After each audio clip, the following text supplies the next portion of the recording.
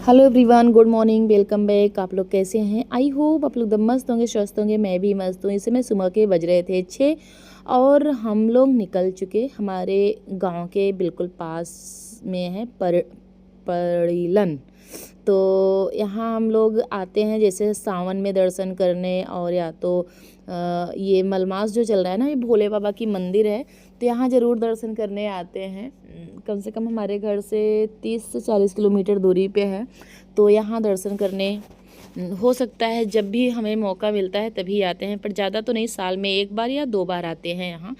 तो इस समय चल रहा है मलमास, तो मलमास में जितना हो सकता है हम लोग भोले बाबा की दर्शन करते हैं। तो अगर नेक्स्ट सैटरडे गए थे मनकामेश्वर मंदिर, तो वहाँ दर्शन हो गया, पर वहाँ का वीडियो मैंने नहीं शेयर किया आप लोगों के साथ।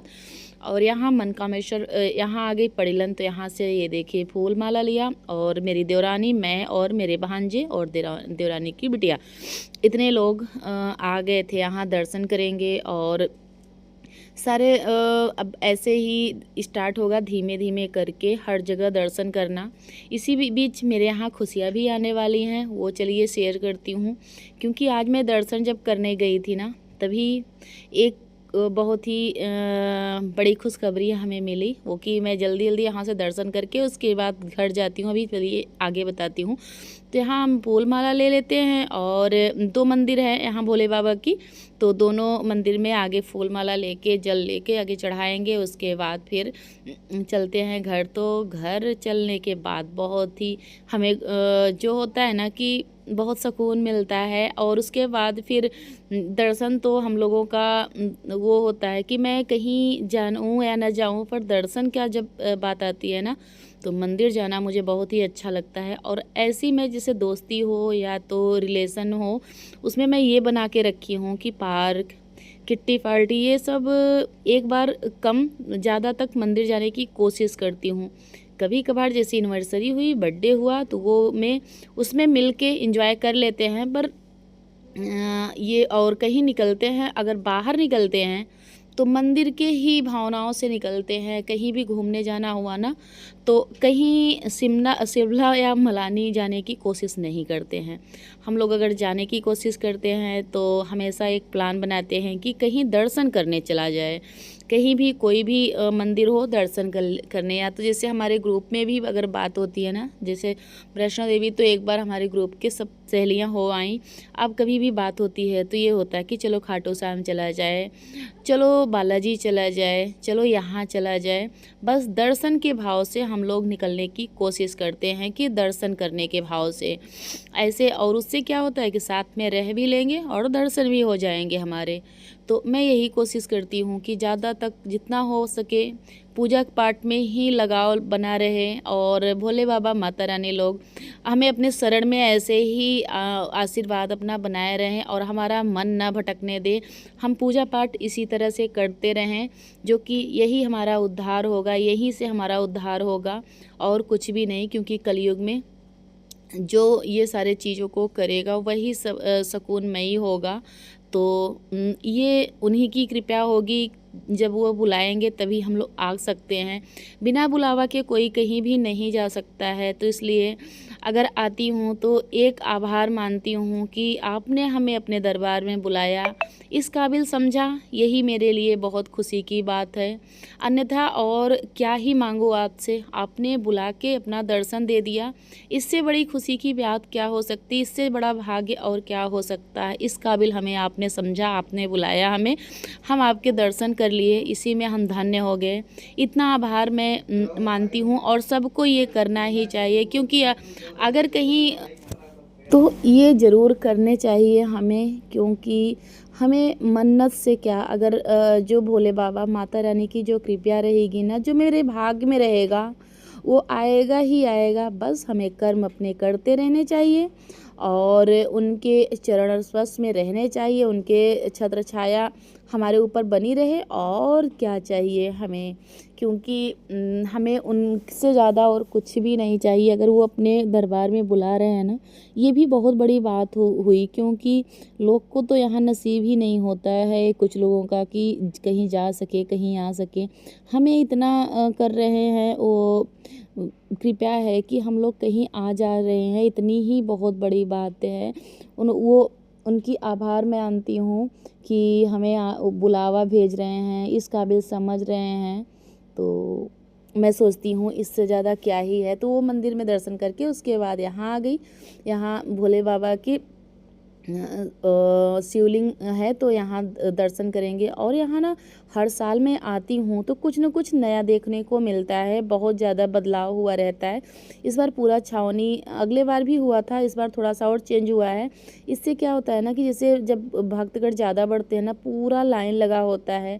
तो यहाँ क्या होता है कि छावनी की वजह से धूप नहीं लगेगा, क्योंकि जब भी ये मलमास या सावन चलता है ना, तो ठंडी में नहीं होता है, गर्मी में या बरसात में ही होता है।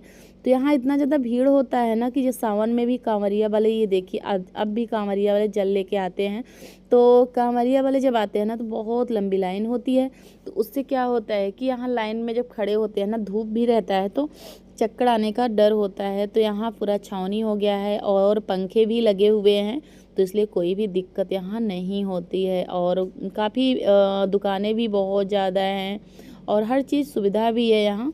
मंदिर भी बहुत ही अच्छी है, पर हम लोग साल में 1 ही 2 बार आ पाते हैं, क्योंकि हमारे घर से 30 से 40 किलोमीटर दूरी पे है।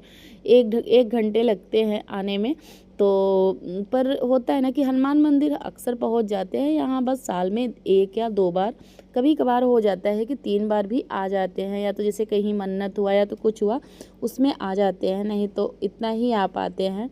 तो उनकी कृपया ये इतना ही बनाए रखें हमारे ऊपर, तो बहुत ही अच्छी बात है। तो दर्शन करके उसके बाद हम लोग वापसी हो गए और अब चलेंगे। ज़्यादा कोई चीज़ हम लोगों ने मार्केट नहीं किया, क्योंकि हमेशा हम लोग जाते हैं दर्शन करने, तो फिर मन नहीं करता है कि कोई चीज़ मार्केट से ले लो।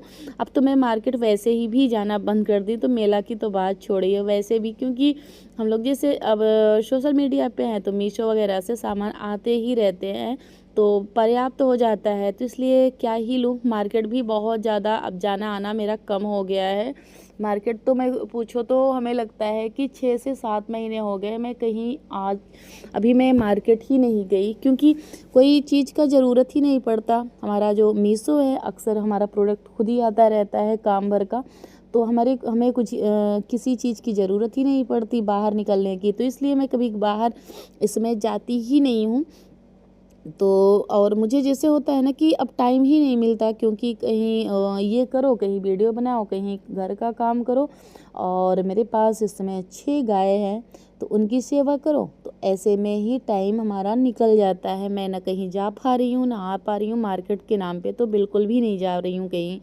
तो इस तरह से मेरी जो जीवन शैली है ना, बिल्कुल बिजी हो चुकी है और बिल्कुल भी टाइम ही नहीं मिलता किसी चीज़ को सोचने को, समझने का। और क्या ही बताऊं, ऐसे ही कैसे बीत जाता है मेरा दिन का टाइम, मुझे खुद भी नहीं पता चलता ना। मैं इस समय सो रही हूं और इतना ज़्यादा काम पड़ता है कि मैं क्या ही बताऊं, मेरा सुबह से शाम कैसे बीत जाता है। तो और कहीं आने जाने का तो बात ही छोड़ो, मैं इसमें रिलेशन में भी बहुत कम मैंने कर दिया है, क्योंकि जहाँ मैं कोई चीज़ पढ़ता था 1 हफ्ते के लिए जाती थी, अब दिन भर के लिए जाना भी मुझे मुश्किल लगता है। क्योंकि जैसे मेरा जैसे मीशो का प्रोडक्ट आता है, उसे वो करना होता है, वीडियो बनाने करते हैं, रिटर्न करना पड़ता है, बहुत सारे काम करने पड़ते हैं ना। मीशो का बहुत सारा काम होता है, तो वो सारे काम अगर मैं कहीं चली जाती हूँ ना, तो मेरा पेंडिंग हो जाता है। तो ये सारे काम को अगर करो ना, तो फिर कहीं जाने आने का होता ही नहीं, बनता ही नहीं कि कोई चीज़ कर लो। तो वहाँ से मैं जैसे ही आई दौड़ी दौड़ी, और मुझे अचार बनाना था, और अचार बनाने के बाद मुझे भाभी के यहाँ जाना था, क्योंकि मेरा भाई ना कोलकाता गया हुआ है और इस समय था नहीं, और मुझे उनके पास जाना है। इस समय उनको मेरी बहुत ज़रूरत थी, तो मुझे जाना था। तो इसलिए मैं, और वहाँ जाने का क्या रीज़न है कि क्योंकि मेरे घर एक छोटा सा बेबी आने वाला है, और बस 1-2 दिन में ही आएगा। तो इसलिए मैं जल्दी जल्दी फटाफट से काम करके और उनके पास जा रही थी, क्योंकि भाभी की बहुत ज़रूरत थी। कोई उनके पास है नहीं, भाई था तो वो इसमें है नहीं, गया हुआ है। तो इसलिए मैं सोची कि फटाफट से जो घर के काम हैं, वो जो ज़रूरत वाली चीज़ें हैं, जैसे ये मुझे अचार बनाना बहुत ज़रूरी था, क्योंकि साल भर का ये सब चीज़ होता है, अगर ये टाइम पर नहीं बना तो सब हो जाएगा। तो इसलिए ये करके उसके बाद जैसे ही मैं निकलने वाली थी, सारे करके फिर फ़ोन आया कि उसके बाद मैं हॉस्पिटल लेके भाभी को जाऊंगी, और क्या हुआ तो वो मैं नेक्स्ट वीडियो में आप लोगों के साथ शेयर करूंगी कि मेरे भाभी को क्या हुआ और क्या नहीं। तो और कितने दिन मैं रही, तो वो सारे वीडियो में बाद में आप लोगों के साथ शेयर करूंगी, ज़रूर करूंगी। पर अभी थोड़ा सा वेट करिएगा, क्योंकि मैं बहुत इस समय व्यस्त हूँ। मेरे पास बिल्कुल टाइम, क्योंकि 3 से 4 दिन मुझे वहीं लग गए थे, इसलिए मेरे वीडियो नहीं आ रहे थे, लॉन्ग वीडियो। ना तो शॉर्ट पे मैंने ध्यान दिया, ना तो लॉन्ग पे, क्योंकि मैं भाभी के साथ 3 से 4 दिन वहाँ रही, और उसके बाद वहाँ से आने के बाद बहुत सारे काम होते हैं ना, जो अगर बच्चा हो जाए तो बहुत सारे काम होते हैं जो कि मुझे ही करना है, क्योंकि और मेरे यहाँ ना तो कोई ज़्यादा नहीं है, तो मुझे ही पूरा, क्योंकि मैं, और तो मेरे जैसे सिस्टर हैं, पर सबसे बड़ी जब मैं ही हूँ तो मुझे ही निभाना पड़ेगा, क्योंकि मम्मी तो है नहीं, और मेरी जो सिस्टर हैं सब छोटी हैं, मुझे ही, मैं ही जब घर में बड़ी हूँ तो मुझे ही ये सारे काम निभाने पड़ेंगे और करने पड़ेंगे। तो इसलिए तो इतना ज़्यादा व्यस्तता के लिए, और इस समय शायद वीडियो आ जाए या ना आ पाए, जैसे ही मैं खाली, जब भी मुझे मिलेगा तो मैं वीडियो आप लोगों के साथ शेयर करूँगी। और कंटिन्यू तो नहीं बोल सकती हूँ कि अब 10-15 दिन कंटिन्यू कोई भी वीडियो नहीं आने वाला है, थोड़ा गैप गैप करके ऐसे ही जब मुझे टाइम मिलेगा तभी मैं डालती जाऊँगी। और आप लोग भी ऐसे ही सपोर्ट मेरा बनाए रखिएगा, ऐसे ही प्यार बनाए रखिएगा, जो कि मुझे बहुत ही आप लोगों से हिम्मत मिलती है। तो तभी आप लोग जब ऐसे ही प्यार और सपोर्ट बनाए रहेंगे ना, तो मेरा भी वीडियो डालने का मन करेगा, और आप लोगों के साथ साथ बहुत सारी बातें करनी हैं, जो कि मैं खाली हो जाऊंगी तो ज़रूर करूंगी आप लोगों के साथ बातें।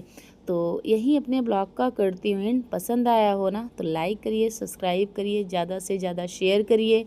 मिलती हूँ नेक्स्ट वीडियो में नेक्स्ट टॉपिक को लेके, और बहुत ही अच्छे अच्छे वीडियो अब आने वाले हैं, आप लोग ऐसे ही दिल थाम के बैठे रहिएगा। तो चलिए, बाय बाय फ्रेंड, जय माता दी, राधे राधे।